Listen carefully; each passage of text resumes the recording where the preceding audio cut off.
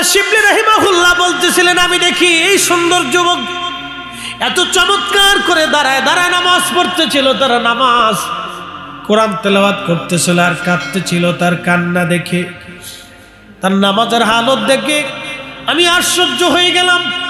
এত সুন্দর নামাজ আমি জীবনে কখনো দেখি নাই, এত চমৎকার আল্লাহর ভয়ের নামাজ আমি কখনো দেখি নাই। সে নামাজ পড়ে ডুকরি ডুকরি কান্না করতেছিল নামাজের ভিতরে। মুসলমান ভারতলা গাঁওবাসী, মাইকের আওয়াজ যত দূরে যায়, যুবক বন্ধু খুব মনোযোগ দিয়ে শুনে যান। আল্লামা শিবলি রাহিমাহুল্লাহ বলেন, আমি আরো আশ্চর্য হয়ে তার কাছে গেলাম। চিন্তা করলাম যুবকের কাছ থেকে দোয়া নিয়ে আসি। ঠিক নামাজ শেষ করার পরে আমি তাদের সালাম দিলাম। সালামের জবাব দিয়ে বলল, শিবলি শুনে রাখেন, আপনি আমার রব আমার আল্লাহ বলেছেন, যে ব্যক্তি আল্লাহর হুকুম আল্লাহর আইনগুলি মেনে মেনে আল্লাহর বিধানগুলি প্রতিপালন করে, আমার রব আমার আল্লাহ তাকে মাফ করে দেয়। জোরে বলা যাবে কি মারহাবা। বন্ধু মনোযোগ দিবেন। আল্লামা শিবলি রাহিমাহুল্লাহ তিনি বলতেছিলেন, দুনিয়ার মানুষ তোমরা শুনে নাও। আবার তিনি আমার মাঝ থেকে হারিয়ে গেলেন। যখন তিনি আমার মাঝ থেকে হারিয়ে গেলেন, 3 দিন পর্যন্ত সফরে তারে আবার পেলাম না। 3 দিন পরে আমি দেখলাম আল্লাহর যুবক ওলি বান্দাটা 3 দিন পরে একটা কুয়ার পাশে দাঁড়িয়ে আছে পানি উঠানোর জন্য। হাতের মধ্যে একটা বাসন, কাঠের বাসন নিয়ে কুয়ার পাশে দাঁড়িয়ে আছে পানি ওঠানোর জন্য। কাঠের বাসন নিয়ে কুয়ার পাশে দাঁড়িয়ে আছে। আল্লামা শিবলি রাহিমাহুল্লাহ তিনি বলতেছিলেন, দুনিয়ার মানুষ আমি চিন্তা করলাম, দেখি রে এই যুবকটা আজ কি করে, আজ দেখব। যুবকটাকে দেখার জন্য আমি দূরে দাঁড়িয়ে আছি। এমন সময় দেখলাম সে কুয়ার ভিতর থেকে পানি উঠাইতে যায়, তার হাতের বাসনখানা ছুটে পড়ে গেল কুয়ার নিচে। পানির অতল গহ্বরে যখন কুয়া হাতের পেয়ালাটা চলে গেল, সে তখন কুয়ার সামনে দাঁড়ায় আল্লাহর আসমানে হাত বাড়ায় বলেন, আল্লাহ আল্লাহ গো, আমি জানি আমার ক্ষুধা লাগলে তুমি আমার জন্য খাবার পাঠাও, আমার তৃষ্ণা লাগলে তুমি আমার জন্য পানি পাঠাও। আল্লাহ তোমার বান্দার হাত থেকে পানির পেয়ালা কুয়ার অতল গহ্বরে চলে গেল, রব্বুল আলামিন পানির পেয়ালা আমারে ফেরত দিয়ে দাও। আল্লামা শিবলি রাহিমাহুল্লাহ বলতেছেন, আমি তখনই দেখলাম গো কুয়ার নিচ থেকে পানি উঠে উঠে একেবারে কুয়া পরিপূর্ণ হয়ে কুয়া ভরে পানিতে টইটম্বর হয়ে গেল। একবার জোরে বলা যাবে কি মারহাবা। আমি দেখলাম তিনি ওই পানি দিয়ে ওযু করলেন, পানি পান করলেন এবং মশক ভরে পানি নিলেন। পানি নেওয়ার পরে তিনি অদূরে দাঁড়িয়ে নামাজ পড়লেন। খুব সুন্দর নামাজ। আমি দূর থেকে দাঁড়িয়ে দাঁড়িয়ে দেখলাম এই যুবক অত্যন্ত সুন্দর নামাজ পড়তেছিলেন। নামাজ শেষ হয়ে যাওয়ার পরে তিনি হাঁটতে শুরু করলেন। হেঁটে হেঁটে হেঁটে হেঁটে কাফেলা থেকে বহু দূরে তিনি চলে গেলেন। ওই মশক ভরা যেই পানি ছিল, ওই পানিটা তিনি তিনার বাসনের মধ্যে পানিটা ঢাললেন। ঢালার পরে মরুভূমির ভিতর থেকে কিছু বালি এনে এই বালিগুলি তিনি পানির মধ্যে মিক্সার করে গুলিয়ে গুলিয়ে তিনি পানি সহ বালি সহ খাওয়া শুরু করে দিলেন। একবার জোরে বলা যাবে কি মারহাবা। বালি আর পানি একসাথে খাইতেছে। শিবলি রাহিমাহুল্লাহ চিন্তা করে গেলেন যে কি ব্যাপার, পানি তো না, কিন্তু বালি আর পানি কি করে একজন মানুষ খেতে পারে? তো তার প্রতি আমার একটা সুধারণা আছে। আমি তার কাছে সালাম দিয়ে বললাম, হে আল্লাহর বান্দা, আপনার এই নিয়ামতপূর্ণ খাবারের অংশীদার আমারে বানায় দেন, আপনি আমার এই খাবার থেকে কিছু খাবার দেন।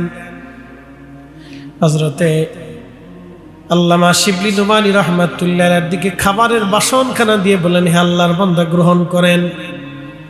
আল্লামা শিবলি বলেন, আমি ওই পানি আর বালিখানা মুখের মধ্যে নিয়ে যখন খাওয়া শুরু করলাম, দেখলাম সেটা বালি না, আল্লাহর বেহেশতের খাবার, এতই চমৎকার। পানি আর বালি মিশ্রিত খাবারটা আল্লাহর জান্নাতের খাবার হয়ে গেছে। এত চমৎকার সুস্বাদু খাবার আমি জীবনে কোনোদিন খাই নাই। আমি একবার খাওয়ার পরে 3 দিন পর্যন্ত আমার কোনো ক্ষুধা লাগে নাই। জোরে বলেন মারহাবা। কাবা শরীফ তাওয়াফ করতেছিলাম, বাইতুল্লাহ তাওয়াফ শেষে আমি লক্ষ্য করলাম, বাইতুল্লাহ তাওয়াফ শেষে যাওয়ার পরে আমি লক্ষ্য করলাম ওই যুবক তাওয়াফ শেষ করে বের হচ্ছে। আমি চিন্তা করলাম বহুদিন পরে আজকে তাকে পাওয়া গেল, অবশ্যই আমি তার সাথে কথা বলবো। আমি কিছু দূর আগে দেখলাম ওই যুবক যায় আর হাজার হাজার মানুষ তার সাথে মুসাফা করে, কুশল বিনিময় করে, তার কাছ থেকে দোয়া নেয়, তার সাথে কথা বলে, সবাই তাকে ঘিরে ধরে রাখছে, সবাই তার কাছ থেকে দোয়া নেয়। আমি লোকদেরকে জিজ্ঞেস করলাম, হে লোকেরা, এই সুন্দর চেহারার অধিকারী, সুদর্শন নুরানি চেহারার অধিকারী যুবকটাকে? তখন লোকেরা বলল, তুমি কি তাকে চেনো নাই?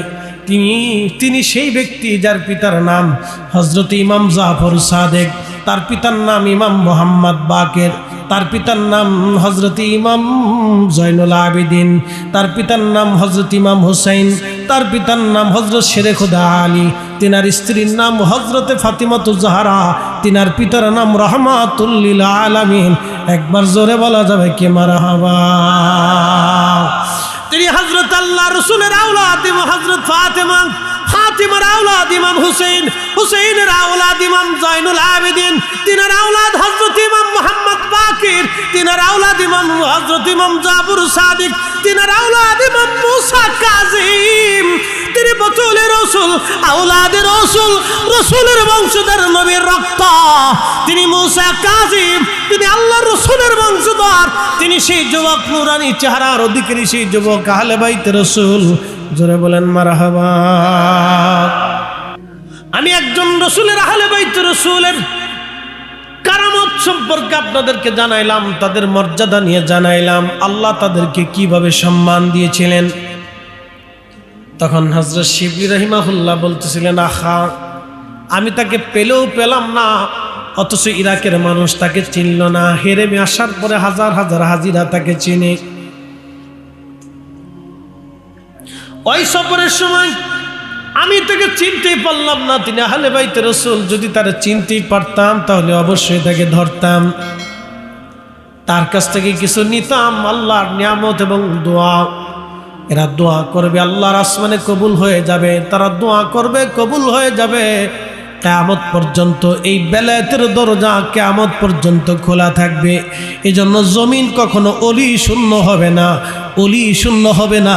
এই জন্য আমরা আহলে সুন্নাতুল জামাত অলিদের জামাত, আল্লাহর অলিদের দল করি। কথা কন না কেন? প্রিয় উপস্থিতি হাজিরিন, এই জন্য আমাদেরকে অলি হতে হবে। অলি যদি অলি হতে না পারি, অন্তত অলির সঙ্গী হতে পারবো। আমরা চেষ্টা করা লাগবে অলি হওয়ার জন্য, কারণ আমরা অবশ্যই আল্লাহর কাছে চলে যাব। কি নিয়ে যাব? 2টা জিনিস নেওয়া লাগবে। 1 নম্বর ঈমান, 2 নম্বর আমল। ঈমান আমল, ঈমান আমল ব্যতীত আল্লাহর দরবারে অন্য কিছু আর মঞ্জুর হবে না। ঈমান আমল। الذين آمنوا وكانوا يتقون لهم البشرى في الحياة الدنيا وفي الآخرة। رب العالمين বললেন, নিশ্চয় যারা ঈমান আমল, যারা তা ঈমানদার হয়েছে, ইন্নাল্লাযীনা আমানু, এবং যারা ঈমানদার, ওয়া কানু ইয়াত্তাকুন, ঈমান অনুযায়ী যারা মুত্তাকি হয়েছে, লাহুমুল বুশরা ফিল হায়াতিদ দুনিয়া ওয়া ফিল আখিরাহ। দুনিয়াতে তাদের জন্য সুসংবাদ, আখিরাতেও তাদের জন্য সুসংবাদ। দুনিয়াতেও তাদের জন্য সুসংবাদ, আখিরাতেও তাদের জন্য সুসংবাদ। দুনিয়াতেও সুসংবাদ, আখিরাতেও তাদের জন্য সুসংবাদ। তারা সুসংবাদ নিয়ে কবরে চলে যাবে। তাদের ইন্তেকালের পরে আসমান কাঁপতে থাকে, জমিন কাঁপতে থাকে, পানি কাঁপতে থাকে, মাছেরা কাঁপতে থাকে, পশু পাখিরা কাঁপতে থাকে, গাছ তরু লতা পাতাগুলি তারা কাঁদতে থাকে। আসমান জমিনের ভিতরে যা কিছু আছে মানুষ এবং জিন দুই জাতি ব্যতীত সব আল্লাহর অলিদের জন্য চোখের পানি ফেলে ফেলে কাঁদতে থাকে আর বলে, ইয়া রব, আপনি আমাদের ভিতর থেকে আপনার অলিকে নিয়ে চলে গেলেন, আপনি আমাদের ভিতর থেকে আপনার পছন্দের ব্যক্তি নিয়ে চলে গেলেন। এই জন্য সৃষ্টির সব অলিদের জন্য কান্না করতে থাকে। এমন জীবন করিও গঠন, হাসিবে তুমি কাঁদিবে ভুবন। এমন জীবন করিও গঠন, হাসিবে তুমি কাঁদিবে ভুবন। ভুবন কাঁদবে, আসমান কাঁদবে, জমিন কাঁদবে, পৃথিবী কাঁদবে, পশু পাখিরা কান্না করতে থাকবে। এমন জীবন করিও গঠন, হাসিবে তুমি কাঁদিবে ভুবন। হাসিবে তুমি কাঁদিবে ভুবন। প্রিয় উপস্থিতি হাজিরিন, খুব মনোযোগের সাথে কথাগুলি শুনবেন বাবাজি আমার। 300 বছর পরে আমাদের কবরের পাশে কেউ দাঁড়ানোর মতো হয় থাকবে না। 500 বছর পরে আমাদের গোরস্থানের পাশে দাঁড়ানোর মতো কেউ থাকবে না। কিন্তু অলিদের সিলসিলা 500 বছর পরেও চলমান থাকবে। অলিদের এই সিলসিলা 500 বছর পরেও পৃথিবীতে চলমান থাকবে। কারণ এটা আল্লাহর মকবুল সিলসিলা, আল্লাহর মকবুল তরিকা, যেই পদ্ধতির মাধ্যমে কিয়ামত পর্যন্ত জমিনে অলি পয়দা হতে থাকবে। যেমন আপনাদেরকে বলে দিয়ে যায়, কোরআনুল কারীম কিয়ামত পর্যন্ত জমিনে চলবে। পৃথিবীর অন্য কোনো বই হয়তো শেষ হয়ে যাবে, কিন্তু আল্লাহর কোরআন কখনো শেষ হবে না। একবার জোরে বলা যাবে কি মারহাবা। আমার নবীর হাদিস কিয়ামত পর্যন্ত চলতে থাকবে। কখনো নবীর হাদিস কখনো নষ্ট হবে না, কিয়ামত পর্যন্ত চলতে থাকবে। সহিহ বুখারী চলবে, সিয়াসিত্তা চলবে, আল্লাহর নবীর হাদিস শরীফ চলবে, হাদিসের লেখাপড়াও চলবে। ঠিক ওই রকম তরিকতের চর্চা, ইলমে লাদুন্নি অর্জন করার জন্য এক জামাত ওলিরা কিয়ামত পর্যন্ত চেষ্টা চালাইতে থাকবে। মনে রাখবেন, পৃথিবী কখনো অলি শূন্য হবে না। আর পৃথিবী যদি অলি শূন্য হয়ে যায়, পৃথিবীর জায়গা পৃথিবী থাকবে না। আল্লাহর আকাশের বৃষ্টি বন্ধ হয়ে যাবে, জমিনের শস্য আসা বন্ধ হয়ে যাবে, আল্লাহর জমিনে ফসল বন্ধ হয়ে যাবে, অক্সিজেন বন্ধ হয়ে যাবে, মানব জাতির বসবাস উপযোগী পৃথিবী বন্ধ হয়ে যাবে যদি পৃথিবী থেকে অলি বন্ধ হয়ে যায়। অতএব কিয়ামত পর্যন্ত দুনিয়া কখনো অলি শূন্য থাকবে না।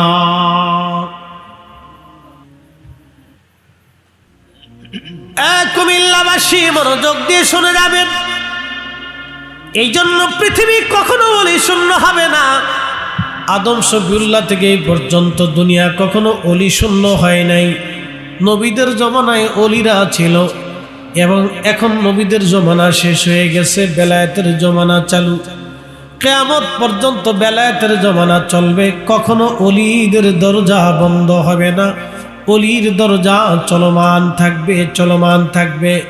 একটা কথা সারা জীবন মনে রাখবেন, আকাইদে আহলে সুন্নাত ওয়াল জামাত ছাড়া কোনো মা অলির জন্ম দিতে পারে না। আকাইদে আহলে সুন্নাত ওয়াল জামাত ছাড়া কোনো মা অলির জন্ম দিতে পারে না। বাতিল আকীদার ভিতর থেকে কোনো অলির জন্ম হয় না। রব্বুল আলামিন কুরআনুল কারীমের ভিতরে আমার আল্লাহ বললেন, আল তাকুম মিনকুম উম্মাতুন ইয়াদউনা ইলাল খায়রি ওয়া ইয়া'মুরুনা বিল মা'রুফি ওয়া ইয়ানহাউনা আনিল মুনকার। পৃথিবীতে এক জামাত মানুষ থাকবে, কিয়ামত পর্যন্ত মানুষদেরকে আল্লাহর দিকে ডাকতে থাকবে। ওয়া ইয়া'মুরুনা বিল মা'রুফ, মানুষদেরকে ভালো উপদেশ দিবে। ওয়া ইয়ানহাউনা আনিল মুনকার, খারাপ কাজ থেকে মানুষদেরকে ফিরিয়ে রাখবে। হযরত ইমাম হুসাইন রাদিয়াল্লাহু আনহু যখন কারবালায় শহীদ হয়ে গেলেন, তখন থেকে খেলাফতের ধারা বন্ধ হয়ে গেল। এরপর থেকে কিংডম রাজতন্ত্র শুরু হয়ে গেল। হযরত ইমাম হুসেইন যেই দিন কারবালায় শহীদ হইলেন সেই দিন থেকে খেলাফতের ধারা বন্ধ হয়ে গেল, সেই দিন থেকে কিংডম রাজতন্ত্র শুরু হয়ে গেল। খেলাফত তো সেই দিন বিলুপ্ত হয়ে গেল। এই জন্য রাসূল বলতেন আল খেলাফাতু সালাসুনা সানা, খেলাফত পৃথিবীতে 30 বছর চলবে। এই খেলাফতের পরে পৃথিবীতে একটা তন্ত্র আসবে, সেটার নাম রাজতন্ত্র। পৃথিবীতে খেলাফত থাকবে না, রাজতন্ত্র আসবে পৃথিবীতে। সহিহ বুখারীতে নবী বললেন আল খেলাফাতু সালাসুনা সানা, 30 বছর খেলাফত টিকে থাকবে। হযরত আবু বকর, ওমর, উসমান, আলী এবং ইমাম হাসানের মাধ্যমে 30 বছরের খেলাফত সমাপ্ত হয়ে গেল। 30 বছরের খেলাফত শেষ হয়ে গেল। আল্লাহর নবীর ভবিষ্যৎবাণী সত্য প্রমাণ হয়ে গেল। আল্লাহর নবী যা বলেছে আকাশ ভেঙে গেল তাই বাস্তবায়ন হবে। কথা বলেন না কেন? জোরে বলেন, হবে কিনা? হবে কিনা? হাজিরিন কসুয়ার মুসলমান শুনে যাবেন, এখানে 2 শ্রেণীর 2 অঞ্চলের মানুষই হয়তো থাকতে পারেন। আমার পীর ভাইয়েরা, এলাকাবাসী, আল্লাহু আকবার। আমার রাসূলের জমানাতে নবীর উম্মতের ভিতরে, নবীর বংশের মধ্যে একটা সূর্য সন্তান ছিলেন, তার নাম ইমাম হুসাইন। তিনার সন্তানের নাম ইমাম জয়নুল আবিদিন, তিনার সন্তানের নাম ইমাম মোহাম্মদ বাকের, তিনার সন্তানের নাম ইমাম জাফর সাদেক, তিনার সন্তানের নাম ইমাম মুসা কাযেম। হযরত ইমাম মোহাম্মদ বাকের, তিনার বেটা হযরত ইমাম জাফর সাদেক, তিনার সন্তান ইমাম মুসা কাযেম রাহিমাহুল্লাহ। তিনার সন্তান থেকে ধারাবাহিকভাবে আহলে বাইত রাসূল আসছে। আল্লাহর নবী বললেন, ফাতিমা শুনে রাখো, তুমি কিয়ামতের আগে আমার ইমাম হাসান এবং হুসাইনের নসলে, আমার হাসানি হুসাইনি নসলের ভিতরে আমার একটা সন্তান দুনিয়াতে আসবে। তার নাম হবে মুহাম্মদ, বাবার নাম হবে আব্দুল্লাহ, তার উপাধি হবে ইমাম মাহদি। শোনো আমার ফাতেমা, শুনে রাখো, আমি রাসূল যেইভাবে খুদার জমিনে খুদার কালেমা প্রতিষ্ঠিত করেছি, সেইভাবে খুদার জমিনে খুদার কালেমা আমার মাহদি আবার জমিনে প্রতিষ্ঠিত করবে। একবার জোরে বলেন আল্লাহু আকবার। আমার মাহদি ঠিক সেইভাবে খুদার জমিনে খুদার কালেমা প্রতিষ্ঠিত করবে। কিন্তু ইমাম মাহদি হবে হাসানি হুসাইনি। হযরত ইমাম হাসান হুসাইনের সরাসরি নসল, সরাসরি রক্ত। হাসানি হুসাইনির অরিজিনাল রক্ত যারা, তারা মিথ্যা বলবে না, জেনা করবে না, ছগলখুরি করবে না, কুফরি করবে না, মিথ্যার সামনে কখনো তারা মাথা নত করবে না, হারাম খাবে না, তারা নবীর আদর্শকে দুনিয়াতে জলাঞ্জলি দেবে না, তারা মাথা উঁচু করে টিকে থাকবে কিয়ামত পর্যন্ত। মনে রাখেন, রক্তের দাম আছে, রক্তের অনেক দাম আছে। আল্লামা শিবলি নুমানী রাহমাতুল্লাহ আলাইহির জীবন থেকে একটা ঘটনা আপনাদেরকে শোনাই। আল্লামা ইমাম আবুল ফারাজ ইবনুল জৌজি রাহিমাহুল্লাহ 900 বছর আগে উনি ওনার কিতাবের মধ্যে লেখেন, আল্লাহকে সন্তুষ্ট করে যাওয়াটাই বুদ্ধিমানের কাজ। আল্লাহকে খুশি করে যাওয়াটা বুদ্ধিমানের কাজ। আল্লাহকে সন্তুষ্ট করে যাওয়াটা বুদ্ধিমানের কাজ। তরিকা মানে আল্লাহ পাওয়ার রাস্তা, তরিকা মানে আল্লাহ পাওয়ার রাস্তা। আপনি আপনার পীর ও মুর্শিদের কাছে ওয়াদা করছেন, আমার হুজুর কিবলার কাছে যারা বায়াত নিয়েছেন তা আপনারা ওয়াদা করছেন আপনারা সত্য তরিকা ছাড়বেন না। তো নামাজ ছাড়বেন না, জিকির ছাড়বেন না, রোজা ছাড়বেন না, হক হালাল ছাড়বেন না, এগুলি কিচ্ছু ছাড়বেন না। সে ওয়াদা করছেন, আপনি ওয়াদা করেছেন, দায়বদ্ধ, আপনি ওয়াদা করেছেন। ওয়াদার যদি বরখেলাপ করে থাকেন তো আপনি আর মুসলমানের কাতারে না, আপনি মুনাফিকের কাতারে চলে গেছেন। মুনাফিকের 3টা আলামত: কথায় কথায় মিথ্যা বলে, আমানত রাখলে খেয়ানত করে, ওয়াদা করলে বরখেলাপ করে। কি কথা কর না কেন? মুনাফিকের কয় আলামত? 3 আলামত। কথায় কথায় কি বলে? মিথ্যা বলে। জোরে বলেন, কথায় কথায় কি বলে? মিথ্যা বলে। জোরে বলেন, কথায় কথায় কি বলে? মিথ্যা বলে। 2 নম্বর, আমানত রাখলে খেয়ানত করে, আমানত রাখলে খিয়ানত করে, আমানত রাখলে খিয়ানত করে, আর ওয়াদা করলে বরখেলাপ করে, ওয়াদা করলে বরখেলাপ করে, ওয়াদা করলে বরখেলাপ করে।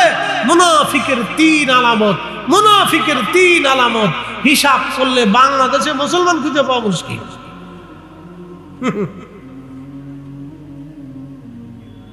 কোথায় কোথায় মিথ্যা বলে, যে মোবাইল আইছে বাপরে বাপ মিথ্যা বলার একবারে এটার সার্কিট হাউস হয়ে গেছে, মিথ্যা কথার সার্কিট হাউস। বসে রয়েছে বাসায়, কারণ ঢাকায় উড়িস কি কথা কর না, মিথ্যা কথা কিছু মনেই করে না। বাঙালি মিথ্যা কথা মোবাইলে কিছু মনেই করে না, মনে হচ্ছে এটা একবারে বলে দিচ্ছে কোন জায়গায় আছে, শুয়ে রয়েছে বাসায়, আমি আসছি ঢাকায় আছি কাজে আছি, শেষ। কথায় কথায় মিথ্যা বলে, ওয়াদা করলে বরখেলাপ করে, আমানত রাখলে খেয়ানত করে। মুনাফিকের 3 আলামত। এবার হিসাব করে দেখেন মুসলমান কয়জন আছে, হিসাব কষে দেখেন মুসলমান কয়জন আছে। এই জন্য আল্লাহ কিয়ামতের ময়দানে জিজ্ঞেস করে, কে জান্নাতে যাও, কে কালাম না কুমিনাল মুসল্লি, আমরা মুসল্লি ছিলাম, মুসল্লি ছিলাম। নামাজি কখনো মিথ্যা বলে, নামাজি সুদ খায়, নামাজি ঘুষ খায়, নামাজি অকাম করে, নামাজি অন্যের মানুষের ক্ষতি করে, নামাজি মাথায় বাড়ি দেয়, নামাজি গীবত করে, নামাজি শেখাত করে, নামাজি তহমত করে, নামাজি মিথ্যা বলে, মানুষ নামাজি ধোঁকা দেয়, কখনোই না। নামাজি ধোঁকা দেয় না, নামাজি মিথ্যা বলে না, নামাজি হারাম খায় না। কি কথা কর না কেন, জোরে বলেন। ইন্নাস সালাতা তানহা আনিল ফাহশাই ওয়াল মুনকার। সব ফাহিশা কাজ থেকে নামাজ আপনাকে ফিরায় রাখে। যদি না ফিরায় তাহলে বুঝবেন নামাজই হচ্ছে না,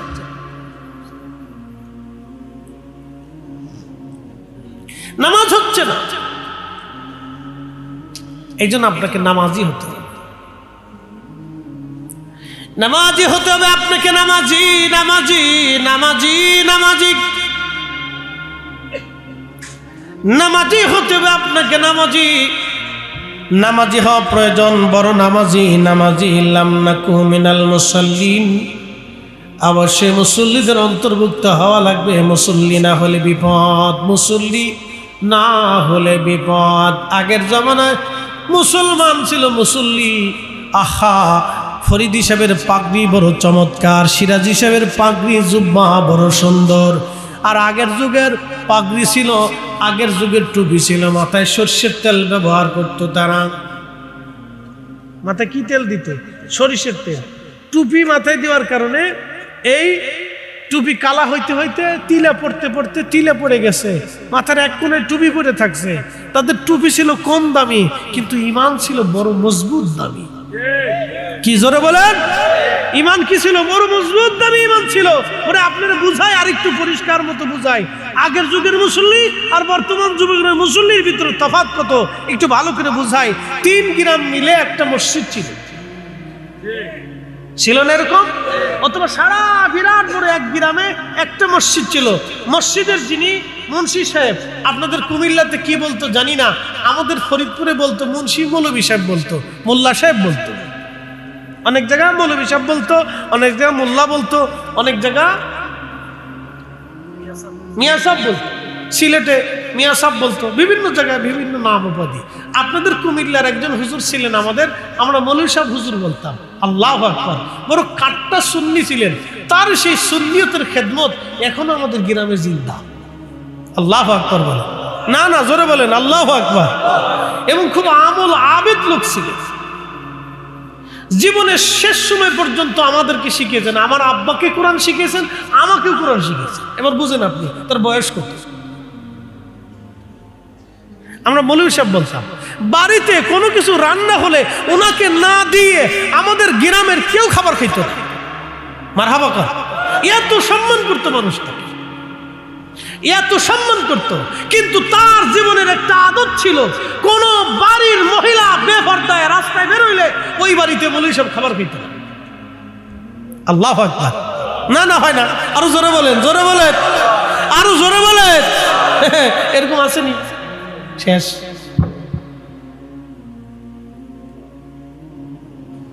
শেষ নাই। এই জন্য আমরা ফু দিলে পানিতে কাজ হয় না, আগে ফু দিলে পানি ওষুধ হয়ে গেছে। আল্লাহু আকবার। ফু দিলে কি হয়েছে? পানি ওষুধ হয়েছে। আপনারা তো বলেন যে আটটুসির হুজুরের বাড়ি তবরক খেলে ভালো হয়। কে ভালো যে কে হয়তো আল্লাহরে জিজ্ঞেস, কি কথা ঠিক আছে না? কারে জিজ্ঞেস? আল্লাহরে জিজ্ঞেস যে আল্লাহ আমার বাড়ির খাবার খেয়ে ভালো হইলো না, উনার বাড়ির খাবার খেয়ে কেন ভালো হইল? ওনার জীবনের আমলের একটা চ্যাপ্টার আপনাকে শোনায়। উনি ওনার পীরের বাড়িতে 30 বছর এক টানা ক্লাস করছেন। কত বছর? বুঝাইতেছে, একসাথে বলেন কত বছর? আমরা কামিল শেষ করতে, ফিকা শেষ করতে আমাদের মিনিমাম 22 বছর পার হয়েছে। কত বছর? যারা মাস্টার্স কমপ্লিট করে, মাস্টার্স কমপ্লিট করতে মিনিমাম তার 24 বছর সেশন জটমট দিয়ে শেষ হয়ে যায়। তো তার জীবনের 24 বছর শেষ হলো একটা মাস্টার্সের সার্টিফিকেট নেওয়ার জন্য। তারপরে চাকরি হবে কি হবে না কোনো গ্যারান্টি নেই। মামু ছাড়া এদেশে তো চাকরি হওয়ার কোনো সুযোগ নেই। ওখানে আগের জমানা আর এই জমানার পরের জমানা, কোন জমানা ভালো হবে আমরা তা জানি না। সব জমানায় মামু আনো চাকরি পাবা, মামু নাই চাকরি নেই, মামু আছে চাকরি আছে। কি কথা কর না কেন? মামু আছে চাকরি আছে, মামু নাই চাকরি নাই। তো মামু নেই কারা? মামু যারা নাই তারা সমাজের বড় বড় অধিপতি, মামু যারা নাই তারা মসজিদের সভাপতি, মামু যারা নাই তারা ওই বাংলাদেশের ওই যে কি কয় যে মডেল মসজিদের প্রধান। কি কথা কর না কেন? কি শরম পাইতেছেন আপনারা? না বাস্তব কথা বলতেছে। যে বেটা মামু না সে বেটা ডিসি হয়ে গেছে, এসপি হয়ে গেছে, ও জজ হয়ে গেছে, ও ব্যারিস্টার হয়ে গেছে, ও বিচারপতি হয়ে গেছে, ও সচিব হয়ে গেছে, ও আমলা হয়ে গেছে, ও কামলা হয়ে গেছে, ও পিয়ন 400 কোটি টাকার মালিক হয়ে গেছে। কি কথা কর না কেন? আমি কারো বাদ দিয়ে কইতেছি? সবারই দিয়ে কইতেছি। যে চোর সে চোর, যে ভালো সে ভালো। সে আমার পীর বাড়ি হইলেও ভালো, আমার পীর ভাইও যদি চুরি করে তাও সে চোর, আমার ভাইও যদি চুরি করে তাও সে চোর। কি কথা কর না কেন? চোর তো চুরি, চোরের কি আর কোনো বাপ মা আছে? চোর তো চুরি, চোরের কি কোনো দল আছে? চোর তো চুরি, ও দেশের চোর, ও সবার টাকা চুরি করছে। আপনার টাকা চুরি করছে, আমারটা করছে, আমার ফুলারটা করছে, আমার পরবর্তী সন্তান যারা আসবে তাদেরটা করছে, আমার দেশের আগামী দিনের নাগরিক যারা আসবে তাদেরটা করছে, অতীতে যারা চলে গেছে তাদেরটাও চুরি করছে।